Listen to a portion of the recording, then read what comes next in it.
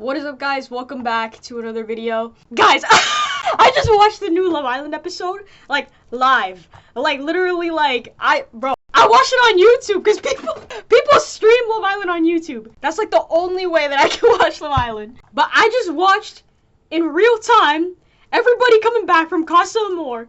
That was the craziest episode I ever watched. Casey, out of my villa! TT, out of my villa! Corbin, out of the villa!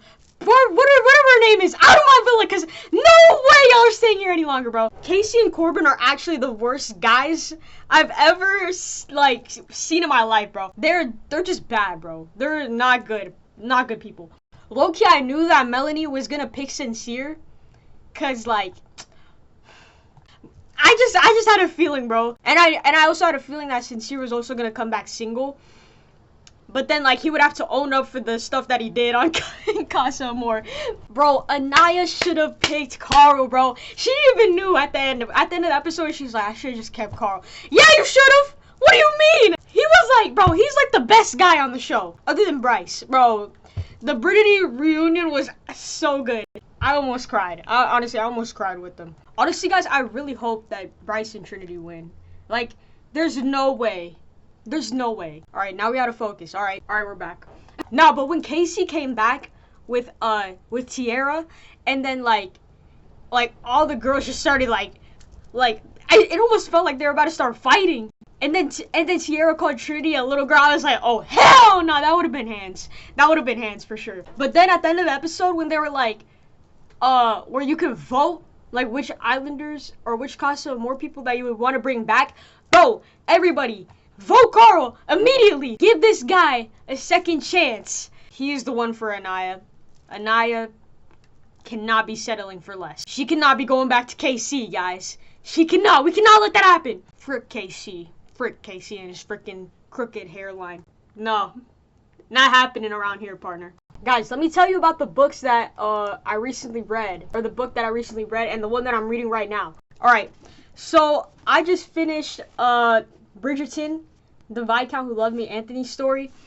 I watched this like before reading the book, and I'm not gonna lie, guys, I don't know if this is like a hot take, but I honestly think that the show is better. I don't know, like, I really did like their dynamic in the book, you know, like, they had a really, like, good dynamic, and you know, like, what people always say, like, oh, the book is always gonna be better than the show, or the movie, like, that's just how it is. But honestly, guys, this time I really liked the show more. I think that the actors did like a really good job at like portraying their characters very well. And you know, the yearn was there, the burn was there, you know, the enemies to lovers was there. But in the book, the original concept was like, you know, enemies to friends, and then like an arranged marriage. Whoa. I think, like, through the arranged marriage, like, that's how you see how they, like, slowly open up to each other and, like, warm up to each other and realize that they do really love each other. But I feel like what also kind of threw me off was the writing. The writing was kind of, like, it wasn't bad, but it was kind of, like, I don't know if I like this author's writing style in particular. I don't know. There were some parts when I was reading where I was, like, what? This is a no-hate zone to the author whatsoever, because, like, I do think that the book was really good. But honestly, like, for how long this book was... well, the book that I'm currently reading right now is actually kind of longer than this one. But, like, for how long, like, this book was, it was kind of just, like, yo, like, can we get over with already? Honestly, like, if you read this book before, or if you watched the show, like, comment down below, like, your thoughts on, like, this story. Because I think, like, this is probably one of, like, the best Bridgerton, like, stories. You know, like, out of all, like, the siblings and stuff. But anyway, the book that I'm reading right now is called Just for the Summer by Abby Jimenez. And I'm already, like, almost halfway through this book. Oh, sorry. Went out of focus there again. Okay, I can give you guys, like, a little rundown of, like, what this book is about.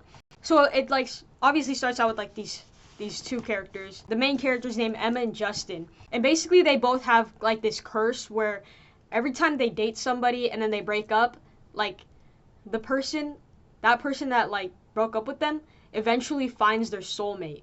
and like it's like crazy, or it's like kind of like weird. It's like every person that they break up with, they find their true love like right after. And so Emma finds Justin through like this Reddit thread that he posted about like this curse that he has, and she DMs him and she's like, oh, like I have the same problem. And he's like, well, that's crazy. So then he's like talking to his friends about it, and he's like, and then his friend is like, oh, like what if you guys date and then like the curse will basically like cancel out, because then you guys will find your own true loves. So then Justin is like, oh wait, that's actually a good idea. So he like proposes the idea to Emma, and she's like, okay, that's actually a really good idea, but like she's a travel nurse, so she doesn't really stay in one place for long, and she wouldn't be able to see Justin or like, you know, like do this experiment with him until like 3 months later, because she was going to Hawaii for her job. But then like she convinces like her best friend for both of them to stay in Minnesota, which is where Justin is, for their jobs, so that they could like, so that she could meet Justin and like they could date and then, you know, break the curse and everything. So yeah, so she's now in Minnesota, and now like and they've already went on like a couple of dates, and it's going well. Like they clearly like each other like way too much, but it's always like they keep reminding herself like, oh, like this is just like for the experiment, you know, it's like it's not even gonna last that long anyway, like because Emma is gonna have to leave Minnesota in like 4 weeks, I think, where I'm at right now. She's gonna have to leave in like a month, because like that's when her contract is up for her job. And of course Justin is like, oh, but like I don't want her to leave, you know. I don't know if I should say more unless y'all want to read it, but okay. But like there's also like kind of like, there's obviously gonna be like a little bit of like conflicts. So like basically Emma has like mommy issues, I guess. Like kind of like that, like she kind of has mommy issues, and then Justin also kind of has mommy issues, I guess. I have no idea. No, but the thing is, like, Justin's mom is going to prison because, like, she got caught, like, I forgot what they used for that, but she was, like, stealing money. Like, she stole, like, hella money from, like, the government and stuff. And so now, like, she is gonna have to serve, like, 6 years in prison. And Justin has, like, 3 younger siblings, and now he is given the responsibility, like, when she goes to prison, he's gonna be given the responsibility to take care of all his siblings. And like Emma finds out about this because he tells her, and like she's like, oh, like I don't know how I feel about him like having kids, even though they're technically not his. But it's like, you know, if this thing that they have like eventually becomes real, then she's gonna be given the responsibility too. And she's like, oh, like I would never date a guy with kids. So I don't and then like with Emma and like her mom issues, like her mom like when she was a kid, like she never really saw her mom that often, and like her mom had like mental health issues and stuff like that, and like she just has like a bunch of like childhood trauma in regards to like her mom. It's pretty crazy, yo. And honestly, I didn't even realize how far I was into the book, because like it's just so good, guys. It's a really good book. I got this like recommended to me on, I think I saw it on TikTok. I even saw it on Reels. So yeah, this book is honestly, right now, my thoughts on the book, it's really good. It's a pretty thick book though. So like I think there's like oh the hell, like 400 pages. Yeah 400.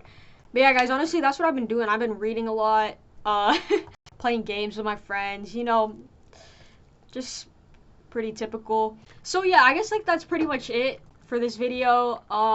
Some light. I was just really like heated after watching the freaking Love Island. Look, oh my god, I can't speak. Oh! I was really heated after I watched the Love Island episode, so I was just like, oh my god, I need to make a video on this. So yeah, yeah, that's pretty much it. Alright, yeah, comment down below what you guys thought about the new Love and can't talk. Comment down below what you guys thought of the new Love Island episode, and if you watch it, if you watch Love Island, I don't know. And also like any book recommendations, because after this book, like I basically don't really have much to read. Actually, guys, I do have Persuasion by Jane Austen, but Jane Austen books are like super hard reads. Not in like a bad way, but it's just like the writing is very like complex, I guess. which makes it hard to read. Like, it took Pride and Prejudice, like, it took me so long to finish that book. So yeah, book recs, please. Anyways, yeah, guys, that's pretty much it for this video. See you guys in the next one. Peace.